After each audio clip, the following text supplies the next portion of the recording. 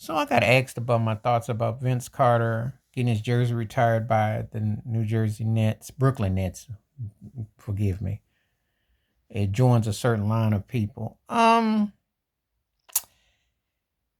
He's one of those guys that that's cool if he had a brought them to a finals or something. Kind of like what Shaq did with Orlando, which makes sense because he did put them on the map. Dwight Howard put them. If you lead a team.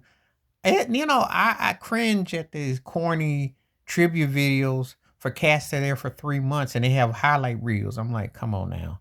The NBA is really overdoing it, giving cats flowers who get traded in the middle of the season and say, yeah, because if that was the case, shoot, Patrick Beverly gonna have half the NBA giving him a tribute video.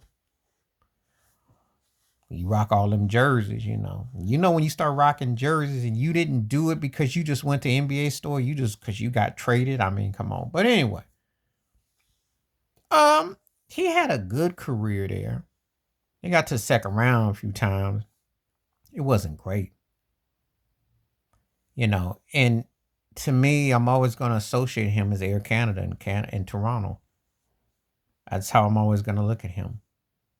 I'm not going to look at him as anything else but a Raptor because I know what he did in the Nets, and there was some moments. He had some dunks and some plays, and he had a good career there, but it wasn't the same.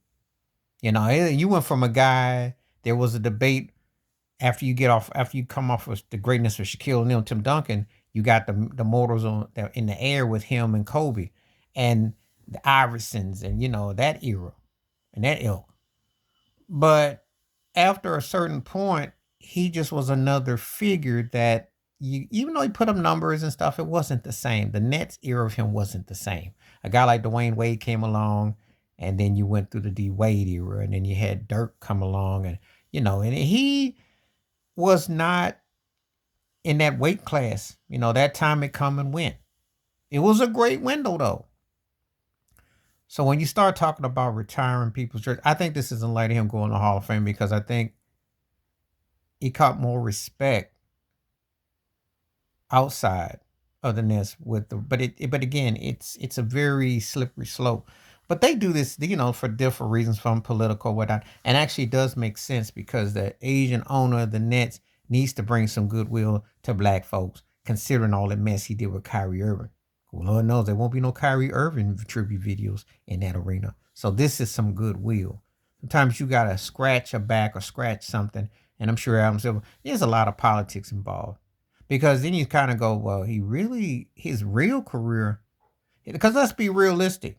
On the food chain, he had top tier talent, but he was a classic underachiever as far as what his career had been like. Won't Shannon Sharp go after him? Won't do people who come after Shaquille O'Neal come after Vince Carter? If we're going to go about a guy who had the coulda, woulda, shoulda, you know, and they didn't finish it up. That's the guys you come after. They left change on the counter. They left money on the table. Come after those guys, not the ones who established them. Because Vince Carter falls in that criteria. And look, I dug Vince Carter. He was exciting to watch, and gave the ooh and ah. But when you talk about a guy, you got to go like he's a borderline Hall of Famer at most. And you really, even though we watched him and all that, we really stopped paying him attention in the middle of his career. And just, it was a blur the last 10, 12 years of his career. Because though he still had dunks and moments, that Vince that we really were moved by, that ship sailed a long time ago, you know. Because to be honest with you, when you think about Vince Carter, you're thinking like Napster and you think about MySpace. By the time you get to Facebook and past LimeWire, Vince is like almost a guy that's there that you click and go by, but you don't think of in the same context. So this is an interesting, I'm not hating that he's getting his acknowledgments before anyone thinks I'm hating. It's just that it seems kind of awkward. It seems like there's more of a political agenda here. Because if he don't get that love in Toronto in the statue, no one, I can't see any other place that's coming close. It's not a Shaq situation or LeBron situation, or people that have gone to multiple places that have had success, and you can actually say, or Will Chamberlain or somebody that went, and you can say, yeah, okay, I can see that. Kevin Durant is a good example. You can statue him in OKC, and you can statue him in Golden State, and you won't have no problem with that. But Vince Carter, there's question marks with this agenda, but I understand it. I think there's an understanding that I get if I'm filling in the blanks. Please like, subscribe, welcome thoughts, comments, and I do respond. Thank you. Wash your hands, keep your mind clear, watch out for another. Share the video, like my piece.